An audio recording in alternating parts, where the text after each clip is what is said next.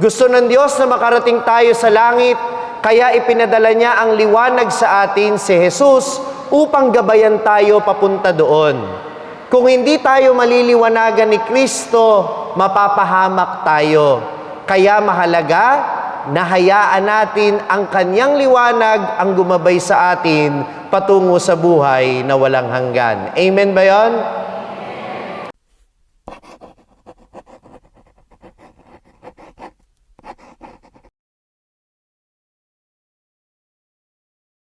Good morning, brothers and sisters in Christ. Lamig ho, ano? Nilalamig ba kayo sa umaga? Nagising na rin ba kayo ng kalagitnaan ng gabi o sa madaling araw na naiihi kayo? Oh. Ano ang ginagawa ninyo kapag ka naalimpungatan kayo at naiihi kayo? Ano una niyong ginagawa? Anong umiihi? Huwag kayong iihi sa higaan ninyo, mabaho yun, ha? Anong una niyong gagawin? Babangon, very good. Tapos, saan kayo pupunta? Sa switch muna ng ilaw. Huwag kayong didiretso sa CR. Buksan niyo muna yung ilaw dahil kung hindi, baka CR ang gusto niyong puntahan, sa ospital kayo pulutin. Dahil nakadidisgrasya ang maglakad sa kadiliman. My dear brothers and sisters, that is the sense of the gospel that we have heard today. Jesus came to guide us, to be our life, to be our light, so that we will be guided towards our destination, and that is the kingdom of heaven. Gusto ng Diyos na makarating tayo sa langit, kaya ipinadala niya ang liwanag sa atin, si Jesus, upang gabayan tayo papunta doon. Kung hindi tayo maliliwanagan ni Kristo, mapapahamak tayo. Kaya mahalaga na hayaan natin ang kanyang liwanag ang gumabay sa atin patungo sa buhay na walang hanggan. Amen ba yun? Nabanggit yung dalawang lugar sa ebanghelyo natin ngayon, galing din ito sa unang pagbasa na narinig natin mula kay Prophet Isaiah. Ang sabi doon, mapalad ang mga taga Zabulon at Naphtali dahil sila'y sisilayan ng liwanag. Literally, yung mga lugar na iyon, nung panahong iyon, ay talagang madilim dahil malayo sila sa templo. You see, during the time that there was no electricity, the only light that enlightens the whole city is that light, that burning fire in the temple 24/7. Maghapon magdamag, may apoy sa harap ng templo na napakalaki na kaya nitong liwanagan lahat ng kapitbahay niya. Kaya literal na naliliwanagan ng ilaw sa templo yung mga nakapaligid na bahay doon. At ang mga nakatira doon ay yung mga Hudyo o yung bayang pinili ng Diyos. Pero paano yung mga dayuhan?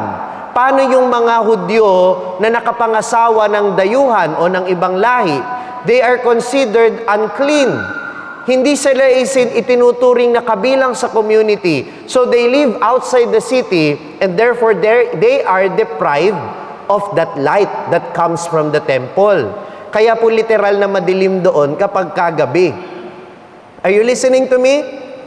Kaya ito yung tinatawag na mga lugar ng kadiliman kasi literal na madilim.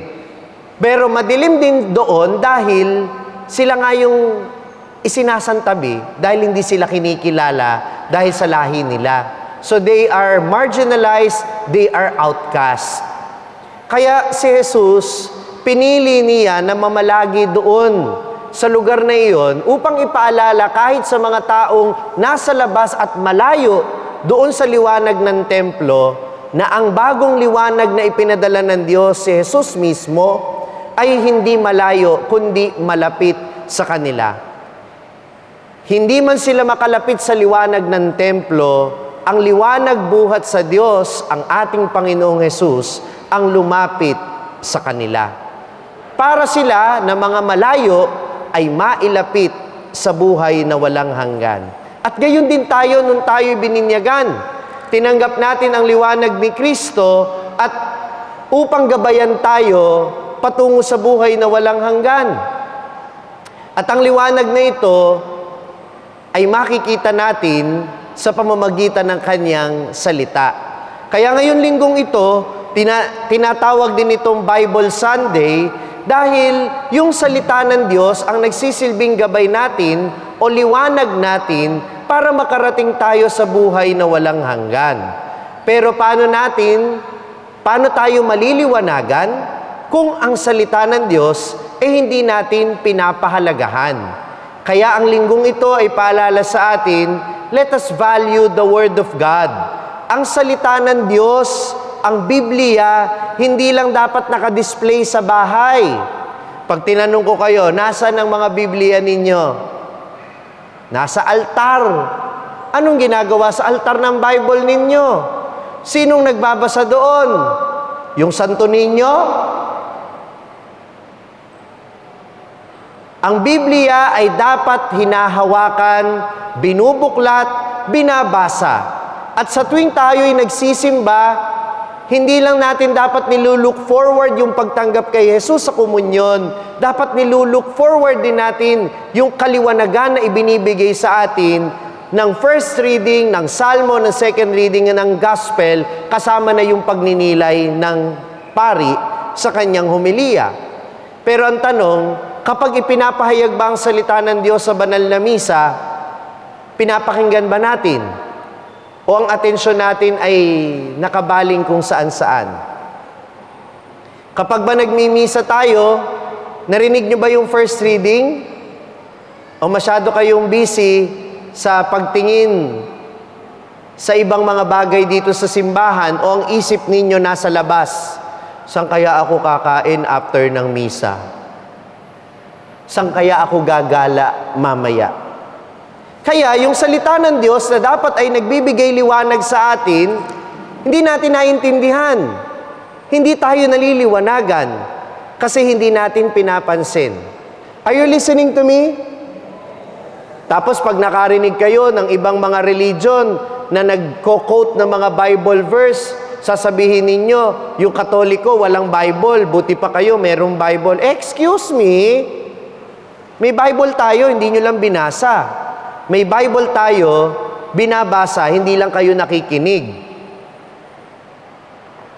Kahit hindi nyo kabisado yung mga Bible verse, kahit hindi nyo kabisado yung Bible, ang mahalaga man lang ay maging pamilyar kayo sa Biblia. Mabasa ninyo ito, minsan man lamang sa maghapon ninyo. At kung nagsisimba man lang tayo, sana'y pinakikinggan natin ito. Amen ba yon? Sayang ang liwanag ng salita ng Diyos kung hindi natin ito babasahin, pakikinggan, at uunawain. Dahil kapag naunawaan natin ang salita ng Diyos, mas makikita natin ang ating mga sarili. Ang kabuuan ng ating pagkatao. Makikita natin dito kung paanong nilikha tayo ng Diyos, nakawangis niya, kung gaano tayo kahalaga sa paningin niya. Kaya sa mga oras na parang hindi tayo pinapahalagahan ng ibang tao, panghahawakan natin ang salita ng Diyos na nagsasabing tayo'y kanyang anak. Na nagsasabing, we are fearfully, carefully, wonderfully made. Ginawa tayong mabuti, ginawa tayong maganda ng ating Panginoon. You are wonderfully made. Pakisabi nga sa katabi, you are wonderfully made. Diba? Kahit kung minsan hindi mo nakikita yung magagandang katangian mo, kahit yung ibang tao palaging ang nakikita yung kapintasan mo, sinasabi sa atin ng banal na kasulatan, mabuti tayong tao sa paningin ng Diyos.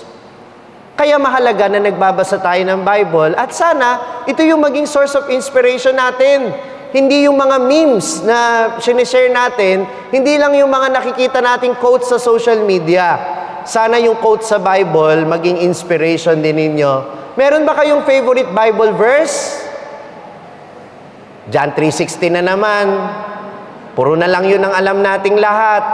Hindi ko naman sinasabing masama na yun lang ang alam ninyo dahil mahalaga yun. Pero sana meron kayong go-to na parang pocket size na Bible verse na kahit anong oras, meron kayong mare-recite na inspirational para sa inyo.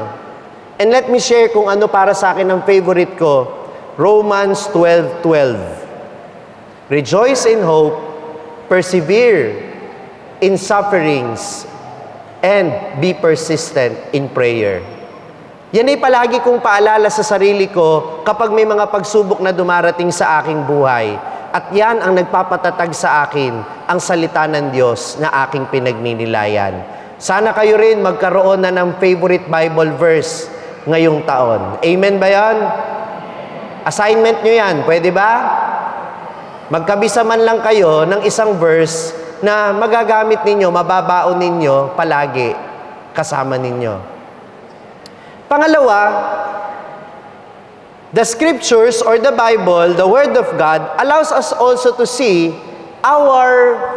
the dark side of our personality. Kapag naliliwanagan tayo, hindi lang natin nakikita yung maganda. Nakikita din natin yung ating mga kapintasan.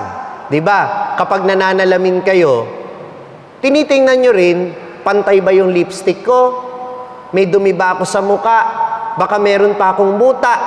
Baka magulo pa yung buhok ko. Nakikita mo rin yung mga pagkukulang mo. At kapag binabasa natin yung salita ng Diyos, yung kanyang 10 utos, yung kanyang utos na mahalin ng Diyos ng higit sa lahat, at ibigin ng kapwa gaya ng sarili, nakikita natin kung ano pa yung mga pagkukulang natin o kung ano yung mga kasalanang nagawa natin. Tama o mali? By reading the Word of God, we can see where we have failed. Kaya ano ang panawagan ng gospel natin ngayon? Repent, for the kingdom of heaven is at hand. Sa Tagalog, magsisi kayo, talikuran ang inyong mga kasalanan. Pakiulit nga po. And it is a continuous invitation for us to go to the sacrament of confession. Mangumpisal po tayo pag nakita natin na mayroon tayong nagawang kasalanan. Tanong niyo sa akin, bakit? Kapag hindi tayo nangungumpisal, we choose to remain in darkness. Dahil sa pangungumpisal, iniiwan natin ang dilim ng kasalanan, inilalantad natin ang ating sarili sa liwanag ng Panginoon para tanggapin ang kanyang awa. At pagka tinanggap natin ang kanyang awa, makatutuloy tayo sa langit, sa buhay na walang hanggan. Amen? Gusto nyo bang mapunta sa langit? Hindi sapat ang magpakabait. Kailangang magsisi sa kasalanan, ikumpisal ang mga nagawang kasalanan. Ang hindi pangungumpisal ay ang pananatili sa kadiliman. Subalit ang paghingi ng tawad sa Diyos sa kumpisal ay ang pagtanggap sa liwanag ng kanyang awa. Amen po ba yun? Kung ayaw nating mapahamak, sundan natin ang liwanag ni Kristo na mababakas natin sa kanyang mga salita. Ngayong linggo ng Biblia, sana'y magkaroon tayo ng mas malalim na pagmamahal sa salita ng Diyos. The Word of God is our light that allows us to see who we are and allows us to see whatever shortcomings that we have, the sins that we should repent from, and that we should ask pardon from the Lord. At panghuli, binabalaan tayo ni San Pablo sa ikalawang pagbasa. Let us not be selective in listening to the Word of God. Kung minsan, kagaya tayo ng ibang tao na namimili ng pakikinggan. Okay lang na magkaroon kayo ng favorite preacher. Sabi ni San Pablo, mayroong mga nagsasabi sa inyo, kay Apollos kami. Apollos is also a preacher. May mga nagsasabing kay Pedro kami. May mga nagsasabing kay Pablo kami. May mga nagsasabing kay Jesus kami. Lahat tayo dapat kay Kristo lang. Amen? Hindi niyo po pwedeng sabihin na kay Father Fidel Raura kami. Kay Father Joel Gatos kami. Kay Father Fiel Pareha kami. Kay Father Dave Concepcion kami. At dahil taga-Bukawi kami, kay Father Franz Dison kami. O kay Father Mar kami. Hindi kami nangangaral para magkaroon ng fans club. Nangangaral kami upang dalhin ang liwanag ng nag-iisang Kristo. And we have failed to proclaim the word if we only gain followers for ourselves and not for the Lord.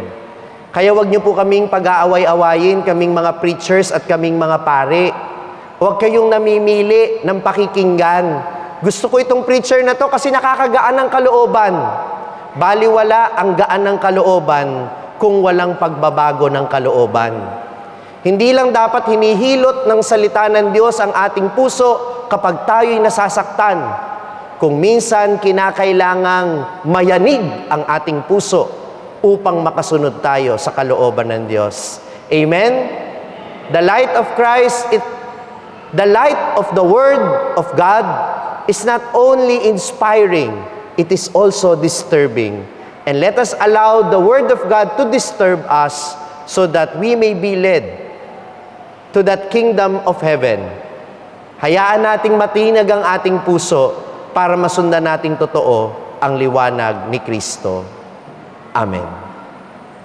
Kung na-bless ka sa pakikinig sa pagninilay na ito, siguradong mabe-bless din ito ang mga taong kakilala mo. Kaya ano pang hinihintay mo? I-share mo na ito sa iyong mga kaibigan at sa iyong mga kapamilya. At huwag mong kalimutan na mag-like at subscribe dito sa ating YouTube channel. At gayon din naman mag-follow sa aking mga social media platforms sa Facebook, Instagram, X at TikTok para manatiling updated sa mga ini-upload kong content. Gayon din naman, maaari ninyong masundan ang aking araw-araw na pagninilay, daily content ito sa Hallow app. Ito po ang #1 prayer app sa buong mundo na madadownload nyo lang ng libre sa inyong Google Play Store at Apple App Store. O kaya naman, hanapin ninyo ang aking mga podcast araw-araw, ang Pagninilay Ngayon ni Father Franz Dizon sa Spotify. Kung nais naman ninyo na magpaabot ng tulong para sa pagpapatuloy ng ating ministry, magpadala lamang ng message sa ating page para sa mga detalye. Muli, ako po si Father Franz Dizon ng Sa Madaling Sabi, mula po dito sa parokya ng San Martinan Tours, Pandiocesis na Dambana ng Mahal na Poon ng Cruz Sawawa, Bocaue, Bulacan. Mga ka-SMS, let us share the message of salvation.